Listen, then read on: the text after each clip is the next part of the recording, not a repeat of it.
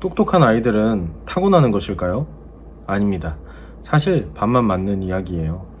유전적인 영향으로 지능을 타고나는 경우도 있지만 환경적인 영향으로 신생아 시기부터 부모의 행동으로 아이를 더욱 똑똑하게 키울 수도 있습니다.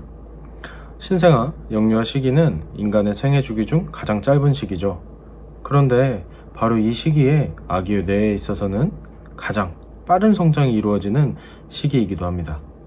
이 시기에 똑똑한 뇌를 만들기 위해서는 엄마, 아빠의 도움이 필요해요. 그 이유는 뇌 발달이 바로 자극 경험을 통해서 발달하기 때문입니다. 그래서 오늘 영상에서는 어떤 원리로 뇌 발달이 이루어지는 것인지, 또 우리 아이를 똑똑한 뇌로 만들어줄 수 있는 자극 방법들까지 모두 알려드리려 준비해봤습니다.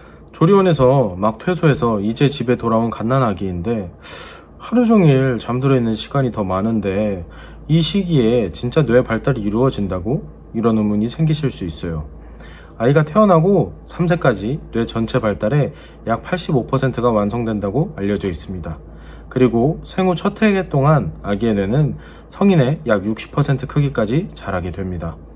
바로 이 시기에 어떤 자극과 경험을 느끼게 해주느냐에 따라서 아이의 뇌 발달에 영향을 줄 수 있다는 거죠. 우리들의 뇌는 뉴런이라는 작은 신경세포로 이루어져 있습니다. 이 뉴런들이 정보들을 주고 받으면서 우리들의 몸과 마음을 조절하는 그런 역할을 하고 있어요. 그리고 이렇게 주고받기 위해서는 먼저 뉴런들을 연결해주는 다리 같은 역할을 하는 신경망이 만들어져야 합니다.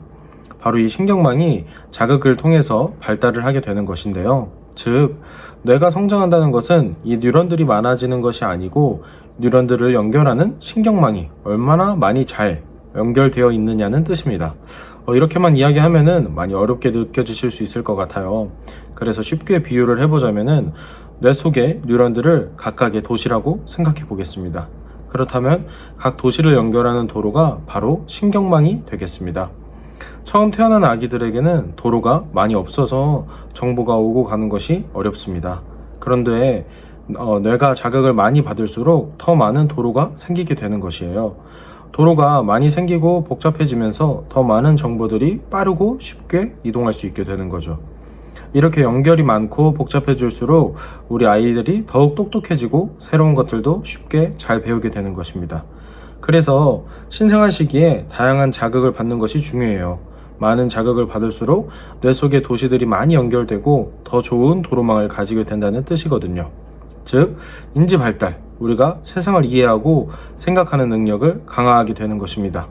이러한 뇌 발달과 뉴런의 연결에 관한 내용은 이미 신경과학 아동 발달 연구에서 널리 알려진 사실들이에요. 신경과학 연구에 따르면 뉴런이 연결되는 신경망을 통해서 뇌의 기능이 결정된다는 것으로 알려져 있습니다. 또한 아동 발달 연구에서도 초기 생애 동안 매우 활발히 일어나는 것과 이 시기에 경험과 자극이 뇌 발달에 중요한 영향을 미친다는 것까지도 많은 연구 결과들이 이미 있습니다. 그렇다면 이렇게 중요한 발달 자극들 어떻게 줄 수 있을까요? 우선 너무 걱정하지 않으셔도 괜찮아요. 일상 속에서 쉽게 할 수 있는 행동들로 충분히 줄 수 있고 이미 잘하고 계셨을 수도 있어요. 첫 번째로는 아기와 눈을 맞추고 웃는 시간을 많이 가져주세요. 특히 아기가 깨어있을 때나 모유 수유를 한다면 수유 중에도 눈을 맞추고 미소를 지으며 즐겁게 교감하는 것이 좋습니다. 출생 직후에는 시력이 또렷하지 않아서 희미하게나마 엄마의 얼굴을 알아볼 수 있어요.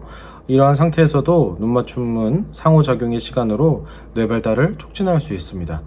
아기는 사람의 얼굴을 인식하고 감정을 읽는 능력을 길러주면서 정서적인 안정감까지 줄 수 있게 되죠. 두 번째로는 아이와 자주 떠들어야 합니다. 엄마가 아기에게 말을 많이 걸수록 언어 발달이 촉진되기 때문인데요. 그래서 끊임없이 말을 걸고 대화처럼 꾸준히 소통하는 것이 필요합니다. 말을 할 때는 아기의 이름을 불러주는 것과 목소리의 높낮이를 다양하게 섞어보는 것이 효과적이죠. 그리고 대화하듯이 아기가 하는 옹알이에도 반응을 기다리며 대화하는 방법도 아주 좋은 방법입니다. 이렇게 아기와 대화를 통해서 언어 발달뿐만 아니라 정서적인 유대감 형성까지 할 수 있습니다. 세 번째는 다양한 촉각을 느끼게 해주는 것이에요. 여러 가지 방법이 있을 수 있지만 가장 좋은 방법은 바로 스킨십입니다.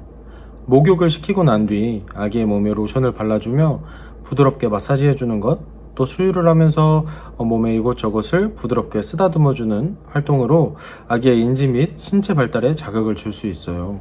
아기가 조금 더 자란다면 부드러운 천이나 바람을 부는 등 다양한 질감의 장난감들을 만지고 탐색해 볼 수 있도록 제공하는 것 역시도 좋은 방법입니다. 네 번째는 시각적 자극을 제공해 주는 것이에요. 신생아 시기에는 고대비의 흑백 패턴이나 움직이는 물체에 관심이 많이 있죠. 흑백 모빌, 초점책을 시작으로 아기의 자극을 제공하는 것이 좋아요. 그리고 아기의 시력이 점차 발달하는 것에 따라서 책상이 다채로운 침대 모빌을 설치하거나 이동할 때에도 유모차나 카시트에 아기의 눈높이에 맞춰 장난감을 보여주는 것이 아기의 발달을 촉진할 수 있습니다. 마지막으로 청각을 자극해 주는 것이에요. 다양한 소리들을 들려주는 것이 좋아요. 엄마 아빠의 목소리도 좋고 그 외에도 부드러운 음악, 자연의 소리, 그리고 가벼운 집안의 소음까지 다양하게 들려주는 것이 좋은데요.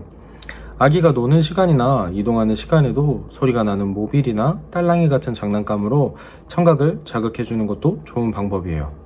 이러한 청각 발달은 아기가 소리를 구분하는 데도 큰 역할을 하기 때문에 언어 발달에도 매우 중요한 부분을 담당하고 있습니다.